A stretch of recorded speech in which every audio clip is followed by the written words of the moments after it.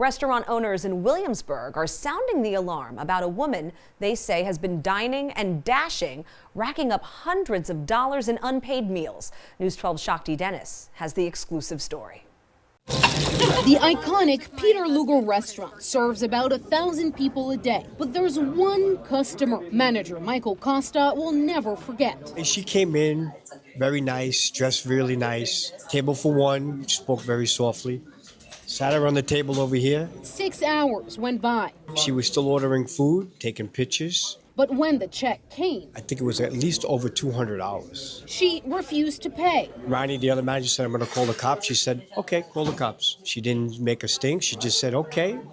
They put her in handcuffs and they took her out. Costa says she even tried coming back 4 separate times. But we knew what her scam was. It turns out she pulled the same move at least 10 other restaurants and bars along Broadway, ordering big meals and racking up bills over $100. He was so skinny and he started ordering a ribeye, linguine, clams, and everything. I told her, there's the big dishes, and then when I bring the bill, he started taking pictures and everything, and then he just, I don't have money. She said she was an influencer, and I was like, all right. And I said to him, I said, Oscar, this looks like a lot of food. Police arrested and charged 34-year-old Pei Chung 5 times for the same scheme. She orders all the food. She puts it in her to-go containers.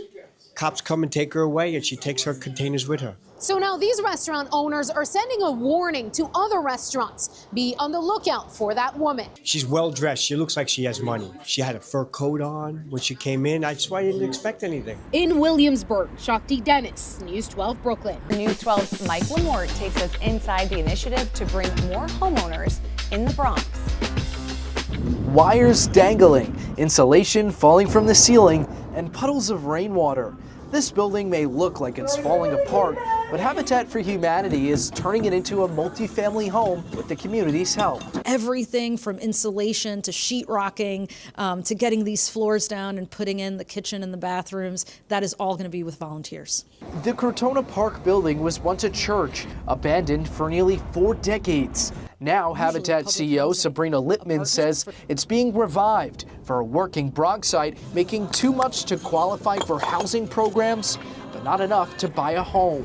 When you have more homeowners, those homeowners are more civically engaged, right? They have healthier homes. They're able to create and preserve safety in their neighborhoods. They're so invested. It could take 2 more years until the interior of this building is completely remodeled. In the meantime, volunteers are working around the clock to try and salvage as many bricks from the former church to use in this rebuild.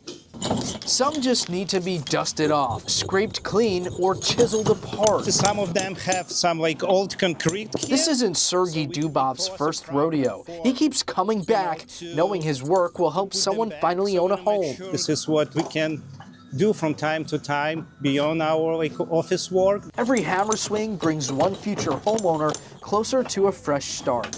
In Crotona Park, Mike Lamort, News 12, the Bronx. Mike, thanks so much. And here's a QR code for you. Scan it to learn more about this and all the other ways here on 12 we're helping rebuild the Bronx. You can even submit your ideas for what we should cover next. A Bronx teen. But first tonight, disturbing new details about the stabbing death of a man outside the Stony Brook Yacht Club. The victim's ex-girlfriend and her current boyfriend are now behind bars. Our Julia Rosier was in court as one of the suspects faced a judge. My concern is justice for my brother. An emotional day in court as Casey Corso was arraigned on a murder charge for the fatal stabbing of her ex-boyfriend, Christopher Millwater. Prosecutors say the 33-year-old and her current boyfriend, Victor Panabianco, went to the yacht club November 10th, knowing Millwater would be there. We knew some of the details. We learned a little bit more in the courtroom. Court documents say Corso used her car to block the 52-year-old victim from leaving and then crashed into his vehicle. Prosecutors say Corso's boyfriend, Victor Panabianco, stabbed Millwater multiple times. We are going to continue to fight until justice has fully been served, and under no circumstances are we going to try and let anybody get away with this. Officials say the couple fled the state. Panabianco was arrested in North Carolina, and Corso was arrested by Suffolk police. Corso's attorney had no comment after the arraignment. I'm waiting to speak with my client first before I make any comments. Millwater's family was in the courtroom today, many of them heartbroken. My brother was an outstanding man. He showed up for everybody, everyone in need. It was a simple phone call, a text, he was there. Corso was denied bail and she'll remain in custody. As for her co-defendant, he's in North Carolina and officials here are working on extraditing him to Suffolk County. In Central Islip, Suffolk County, Julia Rosier, News 12. New Jersey led the way in a landmark decision to make sports betting legal. And yet this afternoon, the state is at the center of a firestorm that sounds more like a modern mafia movie. As our Tony Caputo reports, accusations of an illegal Gen Z-focused ring with several arrested, including 2 ex-Rutgers wrestlers. This operation relied on Gen Z gamblers and a network of sub-agents. New Jersey Attorney General Matthew Platkin announcing the arrests of 14 people in New Jersey and around the country charged with running illegal sports books focused on younger gamblers. The financier, according to the AG, identified as 55-year-old Joseph M. Little Joe Perna of Fairfield, who officials say is a soldier in the Lucchese crime family. Others charged include various family members of Perna, including his current wife, his ex-wife, and his biological son, 25-year-old Joseph R. Perna of Oakland, whose attorney tells us by email that his client looks forward to confronting these false allegations against him. But officials say the younger Perna conducted daily operations of the sports books and oversaw subordinate agents. They effectively recruited younger gamblers or players that they knew would be able to pay up, or those that they could leverage payment from, namely college students and student athletes. Also arrested, 23-year-old Michael Sita of North Haledon, whose attorney declined comment this morning, and 25-year-old Nicholas Ramo of East Hanover. According to multiple published reports, both were recent students at Rutgers University and members of the school's wrestling team, although the university or its sports programs were not mentioned by the Attorney General in any way during Thursday's news conference. Yes, it's 2025 and organized crime may look differently. There may be new technologies. They may operate in different ways, but our commitment to enforcing our laws is unwavering. Tony Caputo, News 12, New Jersey. News 12 spoke with the attorney for Nicholas Ramo, who told us Mr. Ramo is completely innocent. He looks forward to his day in court. He is an outstanding young man. A West Harrison woman was arrested after police say she was drunk while driving on the Metro North train tracks, and she allegedly kept going for nearly 2 miles. News 12's Jay Nash is in North White Plains with what police say happened. MTA police say Sonia Alvarez Nunez is facing several charges tonight, including DWI.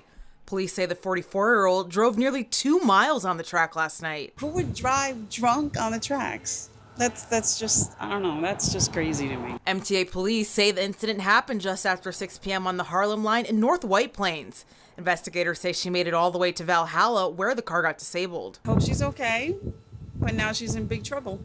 It's unclear how the car made it so far, but police say Alvarez Nunez was arrested and failed her field sobriety tests at the scene, the same area where a Metro North train and SUV collided in 2015, killing 6 people and injuring more than a dozen. That's no good. There's serious issues.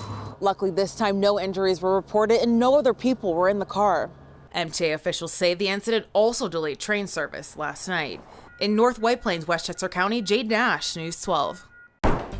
And developing right now, new details about a deadly incident inside St. Luke's Hospital in Newburgh overnight. Police say a disturbance led to a security officer firing a shot. Our Blaise Gomez joins us from the hospital with what we know right now. We just got our hands on some of the police communications from when all of this went down right here inside the ER. You could hear police trying to figure out what they were walking into. Take a listen. Security. The City of Newburgh police say they got the call just after 11 for a shot fired inside Montefiore St. Luke's Hospital. Firefighters had been sent there moments earlier after someone pulled a fire alarm, and investigators say that person was 45-year-old Carlos Ortiz. Security tried to stop him, and police say Ortiz pulled a knife and cut a guard. An armed security officer fired one round, killing Ortiz. Police say a woman who was nearby was also injured, but that her injuries are not life-threatening. We're in touch with a woman who says she's the one who was hurt. She said she was shot in the leg and is still here waiting for surgery. We'll have much more on this developing story tonight at 5 on News 12. Outside of St. Luke's Hospital in Newburgh, Blaise Gomez, News 12. Well, an Orangetown couple pleads guilty to throwing illegal giant pool parties and are hit with thousands of dollars in fines. News 12's Ben Nandy explains why it took 2 years to end this fight. Anthony Neal and Sherelle Kaur of this Hobbs Drive home are paying a $10,000 fine and a $5,000 civil settlement for illegally holding for-profit adult parties, like a very lit pool party or the Drip and Dip, which reminded guests to bring their own condoms. Orangetown's short-term rental code prohibits use of pools and other spaces in residential areas like this one for commercialized parties. 50, 60 cars parked all around. The couple's neighbors say the parties would get out of hand, and then the following morning, empty liquor bottles, condoms, and other stuff. It was, a real mess after they had a party. According to court documents, this started in 2023 when Sherelle Kaur promoted a party online and sent this letter to neighbors letting them know she was holding events. The town issued a notice of violation. The couple kept throwing parties though, charging guests up to $130 to enter. This past August, the town got complaints about another party here. The building inspector says he arrived to see several cars and guests wearing wristbands. The town then hit them with more code violations and began a civil case. They wouldn't stop, so we were forced to kind of take that extra step. The civil settlement covers some of the investigation costs. Town Supervisor Teresa Kenny says the town had to use resources from 3 departments to investigate the parties. These were adult parties. These were late night parties. This was, and that's why I say I want to thank the police, because we had to actually prove that there was, payment of funds and things going on. Neal and Kaur are due back in State Supreme Court on December 1st to finalize that civil settlement. In addition to paying the town $5 grand, they're also promising to never hold these kinds of parties at their home ever again. In Orangetown, Rockland County, Ben Nandy, News 12. The woman charged with killing a mother and her 2 children in a Gravesend car crash earlier this year is expected to be sentenced in just a few days after taking a plea deal.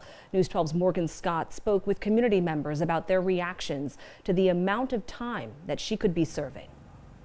It was just around 1 p.m. on a Saturday in March when prosecutors say 32-year-old Miriam Yerimi was driving at 68 miles per hour in a 25 speed limit zone, passed a red light, and plowed into 34-year-old Natasha Sada and her 3 young children, the lone survivor, a 4-year-old boy. It was devastating for the whole community. She shouldn't have been on the road in the first place. The Brooklyn DA's office says Yerimi never hit the brakes. In late October, she pleaded guilty to 3 counts of second-degree manslaughter.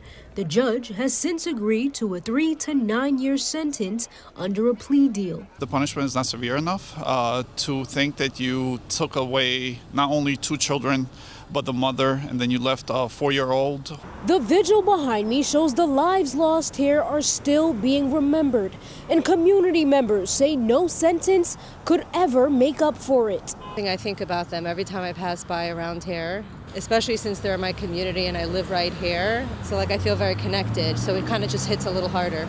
I think something has to be done to show the drivers over here, especially in this part of town, that, hey, you are responsible for your vehicle and what happens along with it. If that was my family, I would seek for a harsher punishment. A final sentence from a judge is scheduled for Wednesday. In Gravesend, Morgan Scott, News 12, Brooklyn.